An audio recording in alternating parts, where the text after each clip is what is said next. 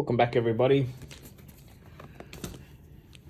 I had the idea of doing a full series on some unlimited EV stuff.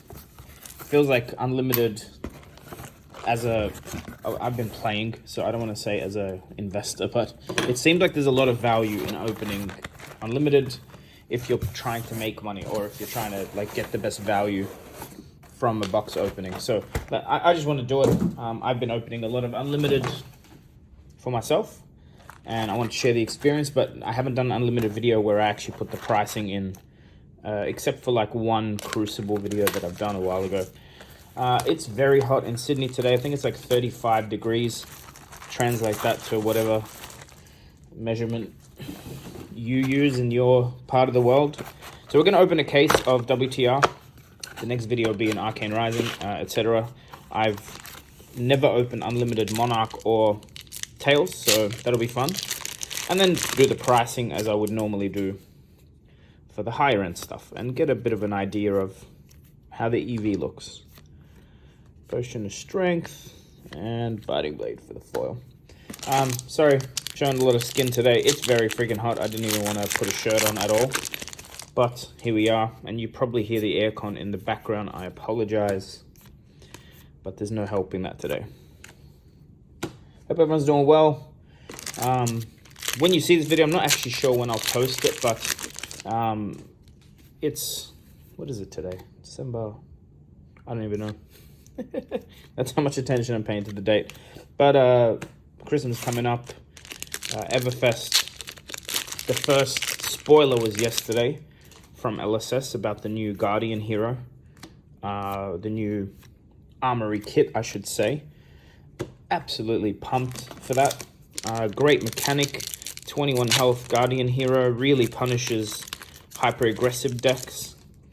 Also, the art looks amazing. The new card, Life of the Party, looks amazing. It's like another Coaxer Commotion type card. So very, very pumped all around for what's coming up with Flesh and Blood. Love to talk about it. So today I'm also filming an alpha, first hit, super rare. Filming an alpha box at Tall Timmy's house. He's running a party for all his MTG and Magic friends. There's probably 30 people will come in and out of the party during the evening. One of them, Oil Ancestral. One of them was willing to sell me an alpha box, so I thought I'd open it there. So you'll see that video. We're going to actually run a remote armory there as well. So where we'd normally play on a Saturday, Remembrance, super rare. Where we normally play on a Saturday is happy for us to run the armory. We've got a couple of judges coming and another LGS owner, so it'll all be done live as per the rules and be a fun night. I think there's also going to be quite a few non-fab players there, which is great. I've got to speed through this a little bit. This was a spur of the moment opening, but I really like opening unlimited, especially now as a player. I don't like to play with high-end cards. I find it a little bit, I don't know. I didn't get into alpha or first ed when they were cheap, so it feels like I understand people that run them in their decks that didn't pay what I paid for them, if that makes sense. But each to their own. I don't care what you do with your cards. I only play with unlimited, more or less. I have a few pink stripe foils because they look cool, but none of them are nothing I play is worth more than about $25 if it's a first edition card. I believe this is Belgian print for WTR. Yep, that's proof. It's got a drone in it. I believe the Japan print has a better collation when it comes to hits. The next batch of unlimited, I've skipped through a lot of cards here. Overpower, Crippling Crush, and Stonewall. So that's very similar to the art for our new Guardian hero.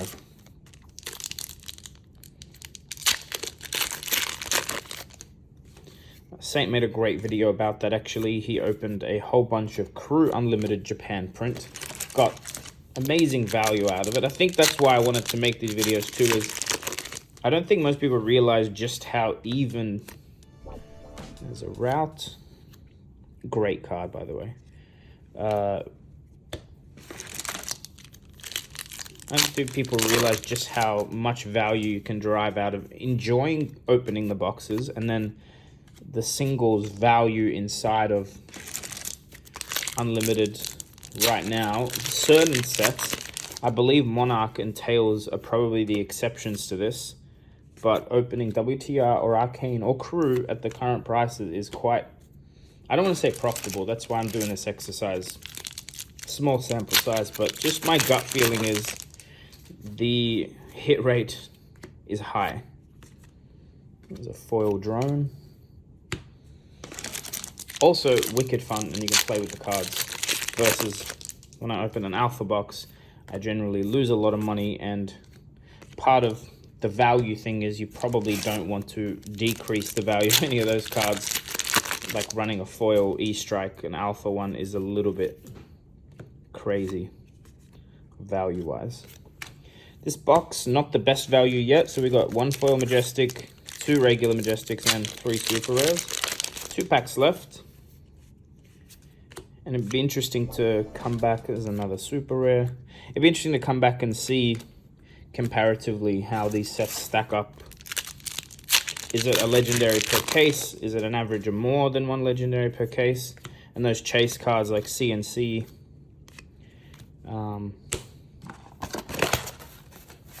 Art of War, E-Strike. You know, how often do you hit them? I know this is only going to be 1 case of each, very small sample size, but it's going to take a lot of work to put in pricing for everything. So I hope you appreciate it. I'll be editing for days. I'm not sure yet, but I might try to put every foil in as well. Sort of everything over $1, I should say.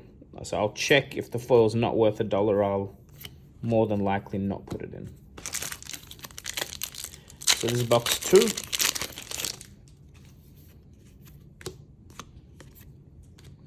Smash Instinct with a foil. One cool thing, I believe this is limited to Belgium print, to Japan print. Japan print? No, Belgium print. We opened an Arcane Rising Unlimited. So I've opened quite a few because I'm trying to build a wizard deck, and you know, out of print, it's fun to open. There's a lot of misprints. There's a lot of this purple magenta color bleed through. If you haven't seen those, I might make a separate video. I've probably got a dozen of them now, and I didn't realize they actually sell for like 30 bucks a piece, even for the commons on misprint pages. Very cool, and it seems very specifically there's a print run in Arcane Rising that's super purple. Ooh, double super rare pack, last ditch effort, and a sand sketch plan. It's a nice little pack.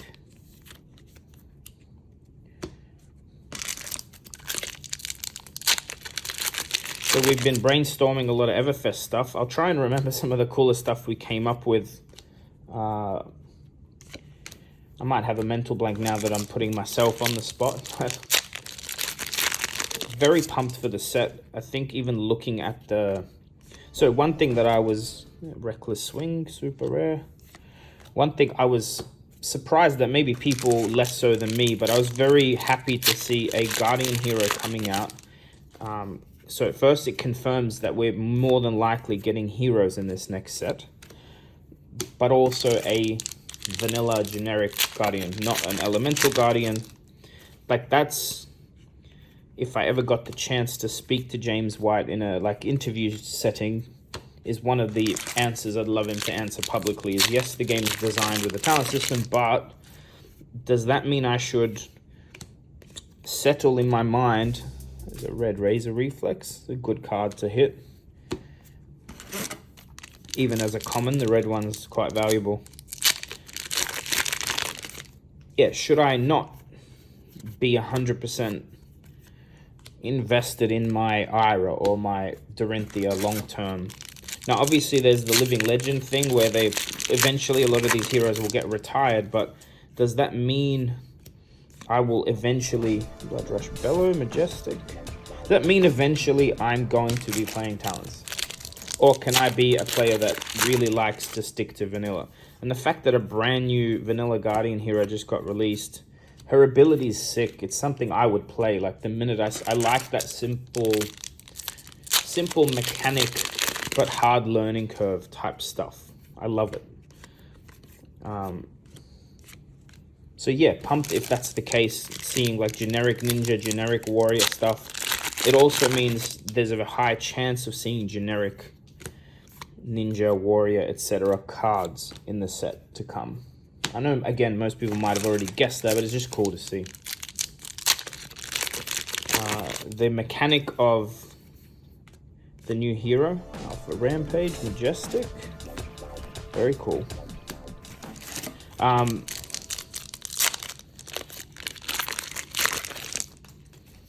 What was I just saying?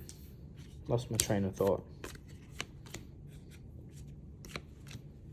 Yeah, the way this new card, Life of the Party, works with Crazy Brew is also something I, predicted, not publicly necessarily, but I've been talking to my circle of friends in Fab and people I play with, how cool it would be to have potions that, what my point was is that it's very easy to balance the game using potions. That's what my point was. But you can have a potion that, like a ranger potion, or a ranger item that goes onto the field, gives your ranger an extra arsenal slot. It destroys if you fuse. So it would be terrible for Lexi, but would support Azalea and any future non-elemental. So it's a good pack there too. Double super rare. Bonehead foil, super rare. So we're talking about that, and then they released this card that clearly has a mechanic that works. Like, it's a 2 cost, but costs nothing if you destroy a Crazy Brew, which means you can have a Crazy Brew out as a Guardian and either roll for a big hit or destroy it and play that card for free. But maybe there's an item coming that also, and what we were talking about is, oh, there we go, Iron Rot Legs, foil. Maybe there's an item coming that's like a potion belt, like an alchemist type thing where you can search your deck for a potion and play it as an instant. Like the wizard ability, but it's for potions. One huge person or hero that gets a really big buff from that is actually Shiana, because Shiana can play a lot of specialization cards, which, Guardian Brute type specialization cards are massive cost.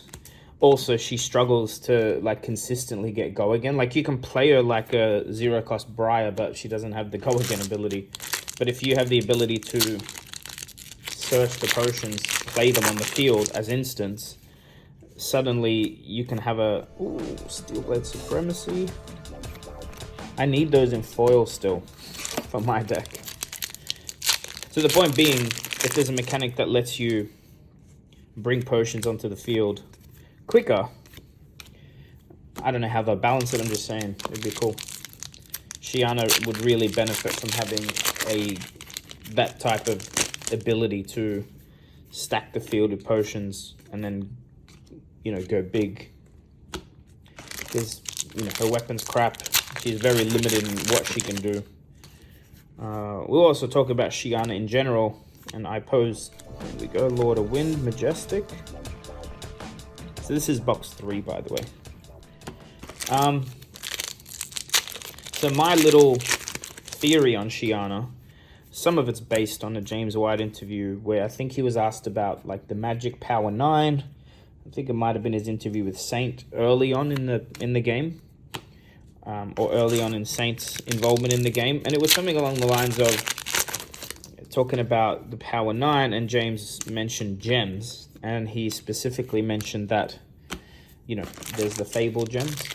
But also, he sort of hinted at Shiana having Gemini in her name, Diamond Gem, was like a little hint.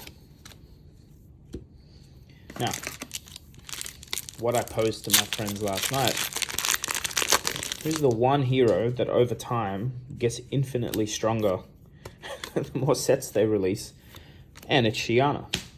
She can play every specialization, as well as copy the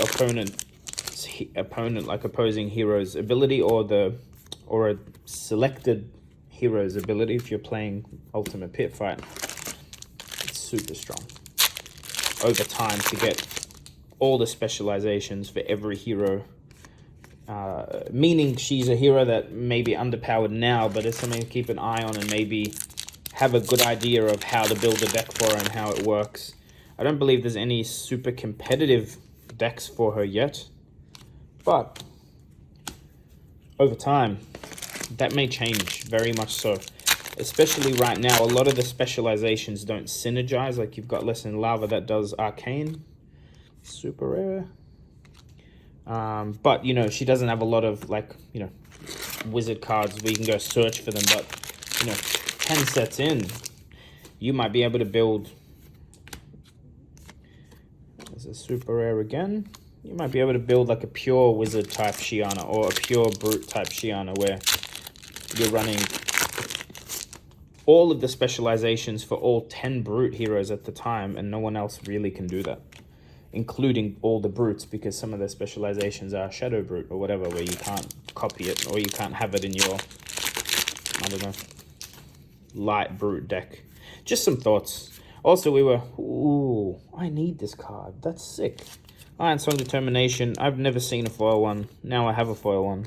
It's going right in the Dorinthia deck. Congratulations, me. The other thing we'll talk about is PvE. And some of these theories are not all mine. Like, it's stuff I've... Ooh, there's a legendary... Look at this pack. All right. E-Strike, Scab Skin Leathers. 1 pack. Baby, that's great. I'm definitely losing my train of thought now. PvE. So I was talking to someone and talking about PvE, and they're like, I don't understand the hype. Like, what's PvE gonna do? I'm still gonna want to play PvP competitive. I go, but dude, what if LSS do it like armory events? What if the boss is like, you don't know what the boss is gonna be till you go to the event? Like, unless you go on the first day, it's like a spoiler. Like, you won't know. You go in and you're like, this is the boss you guys are fighting today. What if... Hope Merchant's Hood. I need that for my Shiana deck too. This is like 1 card to run to be more aggressive in Blitz. Did I say Shiana? I'm not talking about Shiana. Although Shiana would run that instead of a Skull Cap, depending on how you want to play. That's for my Dorinthia deck. So, LSS have this opportunity if they want to go down that path of... We came up with some crazy things. We were really hyped about Everfest, and we were talking, and so they can do random bosses. They can do like, think of like Showtime Super 8. Think about like a World of Warcraft raid, where there's like entry bosses and then the final boss. They can do crazy things with loot, where the prize for like you killing the boss is, you know, with your TO, Tournament Organizer, but they don't know what's in it. It's like a random card based on a prize pool, but there's like the chance to get the freaking purple tunic. You know what I mean? Like, they can really go nuts with the PvE thing, where everyone that plays the game still wants to attend these PvE events or grind them out. First, for the social aspect.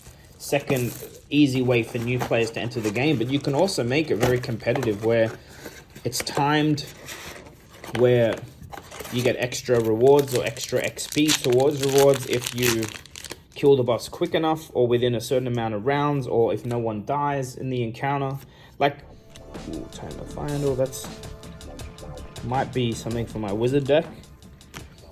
you get where I'm coming from? Think of like a PvE-centric game like Diablo, like Path of Exile, World of Warcraft, where there's the PvE aspect. But so World of Warcraft's a good example because I've sunk a lot of time into that game. You'd have people that are hardcore raiders that had the PvP gear. And the PvP gear was just sick to look at. Like whether they just transmogged or actually stat-wise was good gear. Like imagine if they released PvE gear for Fab, where either you can only use it in PvE, classes that maybe you can only use in PvE, but imagine if it's the same, like it's a tunic or a legendary, but it's an alt art that you can only get from playing PvE with your friends. Like that's sick. Also, it very much feeds into the philosophy of Flesh and Blood, where the only way to get those rewards is to literally have a group of friends that want to play with you and turn up to events. I would love that. I'm not a big like board game PvE type player, but I already play Fab. If I can tweak my deck, go to my local store. Is that a foil crippling crush? It is. Dude, some of these packs, they're so loaded. Look at that. Remembrance and a foil crippling crush in one pack. So yeah, we were nerding out. We were coming up with all sorts of very cool concepts or ideas for prizes. Obviously, everyone's sort of had some thoughts about this. These aren't necessarily original thoughts. It's just sick to think about. There's a pounding gale. But yeah, they can do some crazy things, especially if it's like a 1 in 100 packs for your PvE prizes is like a random gold foil. Like, think about that. Yes, they're tournament awards now, but what's stopping them doing gold foil quicken tokens? Because I think like quicken tokens, seismic surge tokens are very, very useful in PvE. I think that's how you'll stack damage and be able to like kill bosses quickly, is a lot of the build up into a big turn, especially if boss mechanics aren't necessarily blocking. Like if the boss is more passive, has 100 health, and you're supposed to try and kill the boss within a certain round timer or a certain amount of rounds. Like, yeah, so it doesn't have to be necessarily gold foil legendaries, but imagine if you can have gold foil tokens, if you can get a gold foil weapon. Like, that brings back the whole... doesn't bring it back, it brings in the loot farming aspect, which a lot of people love to play. I would be very into that. Like I said, I'm not into PvE board games. I play some Settlers of Catan, that's very fun with family and stuff, but it would be so sick to have PvE rewards that you can pimp your deck out with that are not available through tournaments and stuff. Playmats obviously as well, especially like playmats for the specific bosses. If they make it a competitive thing, it's not hard to, you can make people take a video. You can award things for speedrunners. You can award things for certain achievements, like on the boss card itself could have, if this is killed within X amount of time. Someone, I'm trying to remember which video, but they're talking about like they could have an XP board. I think it might have been the Team Covenant guys in a podcast. They could have a XP board. Like you literally, Sand Sketch Warrior, super rare. Like you literally level up your heroes. If you're playing as Dorinthia, your Dorinthia is now level 2 and has like a errated text when you play her on PvE because you've got enough XP. So that kind of thing. Very cool. Very open-ended. A crap load of possibilities. I don't know if these are going to skyrocket in price soon for especially the cold foil promo ones. I own a few of those. They're one of my favorite promos to collect, and seems like they might come in handy soon. So yeah, there's some random thoughts that I've been having about the game. I hope you're pumped. I'm pumped. Everfest just looks to be amazing, aside from the playability and everyone getting support that's been patiently waiting for support. There's also new mechanics, new cards, new art to collect. One thing we were also hypothesizing was the flavor text for the carnival slot, saying find fame or fortune, but also will you take center stage? And something popped into, there's another tome. And a foil energy potion. I don't think I need another tome, but I believe energy potions are quite hard to come by. Again, wizard things, I believe. Also play that in my Dorinthia deck, so. Last pack. What are they saying? Hypothesizing. Yeah. I'm gonna guess, if you're still here at the end of the video, you'll hear it. Breaking Scales, foil. A cool last pack, little value. I'm guessing there's an alternate art Bravo in the carnival slot. That's what I think they're talking about, the whole take center stage. I think there's going to be some alt art, like maybe a lot more than people think, but they're very rare to hit like a cold foil hero or an alternate art hero. Because that's sick. It's the same hero, it's Bravo, but you know, you might be able to have a very, like, I'm talking about the Everfest art with Bravo. I can't pull it up. Maybe I'll put it up on the screen in the video. But how sick would it be to have that art as your Bravo hero, not the normal Bravo everyone else plays? I think that's in the Carnival slot. Carnival versions of the heroes you already play. Yeah, we'll see. 26 minutes. I will price this out. I think we did okay. There's a lot of super rares, a lot of majestics. How did we do? One foil majestic total. Not the best, but we did hit a legendary. We did hit quite a few good cards.